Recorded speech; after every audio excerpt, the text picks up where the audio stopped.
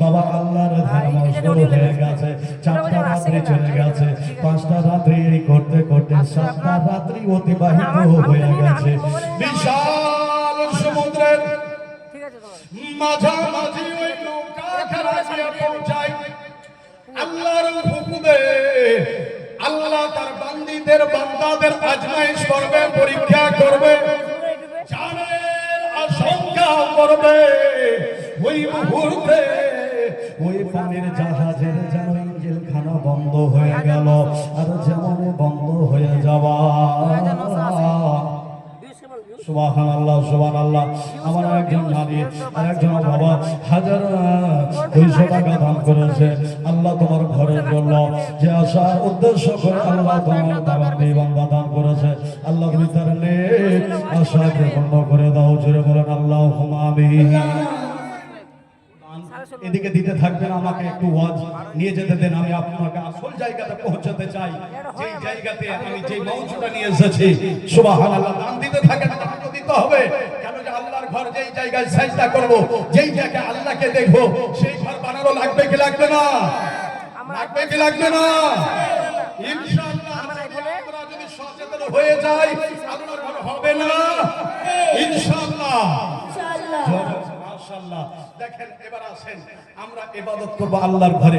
আল্লাহ পাকের বান্দী এবার সেই বীজ সমুদ্রে বাবা জাহাজের যখন ইঞ্জিন বন্ধ হয়ে গেছে, মৃত্যুর আশঙ্কা হবে না, ভয় লেগে গেছে।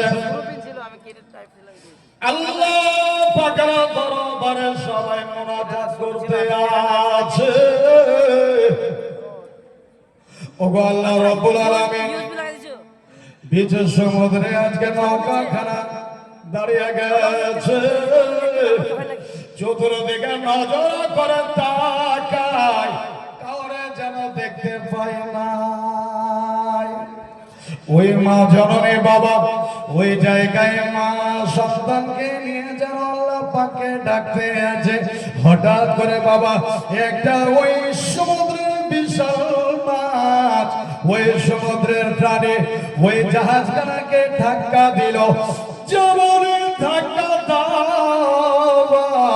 ওই জাহাজখানা ফাটল ধরলো, আর যেমন ফাটল ধরা হু হু করে যেন জল ঢুকতে আরম্ভ করলো। ওখানে জল এমনটাই ঢুকতে লাগলো বাবা। ওই পানি জাহাজখানা ওই বিশাল সমুদ্রে ওই পানি জাহাজখানা যেন ডুবে গেল। যেমন ডুবে গেছে বাবা। মানুষ মৃত্যু থেকে রক্ষা পাওয়ার জন্য, একটা বাঁচার জন্য একটা সাহারা খুঁজতে আছে। হঠাৎ করে ওই জাহাজে ওই পানি জাহাজের উপরে যতগুলো তক্তা ছিল তক্তাগুলো ভাসতে আরম্ভ করেছে। আর এইদিকে মা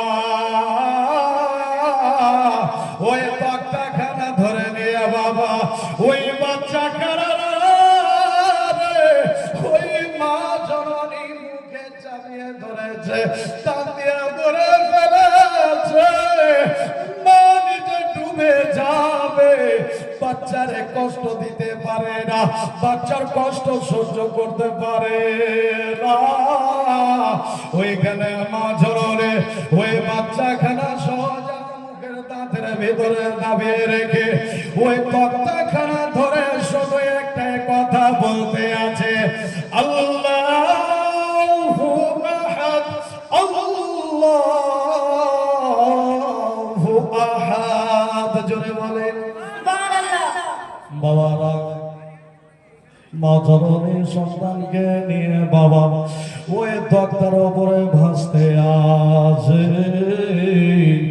বাবা। ওই মা জননী আল্লাহ পাকের দরবারে দুইটা হাত উত্তোলন করেছি। ওগো আল্লাহ রাব্বুল আলামিন, আল্লাহ জাহানে কি উপার্জন আমি আল্লাহ তোমার বান্দি করেছি, তার বিনিময়ে কিছু চাই না। ওগো আল্লাহ আমার এই সন্তানে আপনি ভালো রাখো। জোরে বলেন সুবহানাল্লাহ।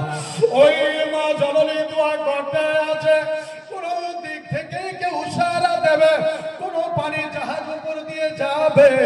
ওই মা যখন একটা কালো একটা লাল রুমাল ওড়নায় উড়িয়ে দেবে, কোন জাহাজের ক্যাপ্টেন দেখে তাকে সারা দিবে, নৌকাতে ওঠাবে। বাবা রে, বীজ সমুদ্রের উপরে, বীজ সমুদ্রের উপরে মা জননী যেন দাঁড়িয়ে দাঁড়িয়ে বাবা ওই নৌকায় তক্তায় ভেসে ভেসে বাবা আল্লাহকে যেন ডাকতে আছে। আল্লাহ রাব্বুল আলামিন বলছেন, বান্দি তুমি চিন্তা করবে না, আমি আল্লাহ পবিত্র কোরআনুল কারীমের মধ্যে সাক্ষী দিয়েছি,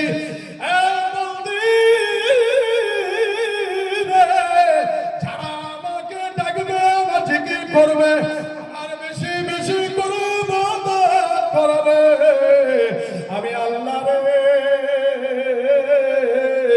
তারে আমি হয়ে যাব।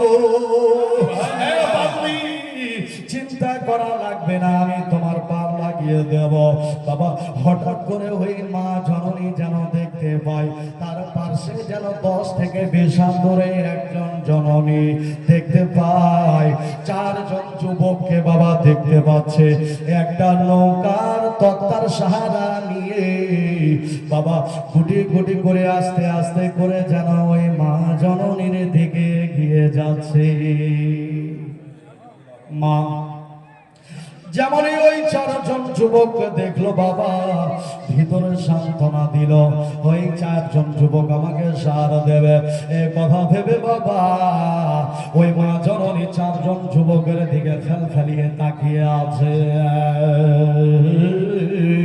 মা জননী যেন দেখতে আছে ওই 4 জন যুবক আমার তো কেউ নয়, রক্তের কোনো সম্পর্ক নাই, তবে আমার মুসলমান দরদি আমারও হলো ভাই ভাই। জোরে বলেন সুবহানাল্লাহ। ওই 4 জন যুবক যখন বাবা ওই মহিলার কাছে আসে, মহিলার কাছে এসে যেন দাঁড়িয়ে গেছে ওই জায়গায় ওই মা জননী বলতে আছে, ও আমার কলেজের টুকরা ভাইরা, আজকে দেখো আমি কোন পরিস্থিতির মধ্যে আছি, তুমি কোন পরিস্থিতির মধ্যে আছো, তবে তোমরা তো পুরুষ জন, তোমরা তো পুরুষ ব্যক্তি, ও ভাই আজকে আমার সন্তানকে নিয়ে আমি এই সমুদ্রের মাঝে আছি, আমাকে একটু সার দাও, আমার একটু সাহায্য করো। এই কথা বলতে আছে, হঠাৎ করে ওই 4 জন যুবক বলতে আছে, না না ও মেয়ে শোনো শোনো, ও মেয়ে শোনো, আজকে আমরা এই সমুদ্রের মাঝে আমরা বিপদের মৃত্যুর মুখে রয়েছি, বাঁচবো কিনা জানি না, তবে আমাদের 4 জন যুবকের একটা মনের আশা জেগেছে, আজকে হয়তো আমরা আর বাঁচবো না, কিন্তু শেষ সময়ে কাজটা আমাদের করা লাগবে। ওই 4 জন যুবক বাবা মেয়েটার ইজ্জতের উপরে হামলা করবে। জোরে বলেন।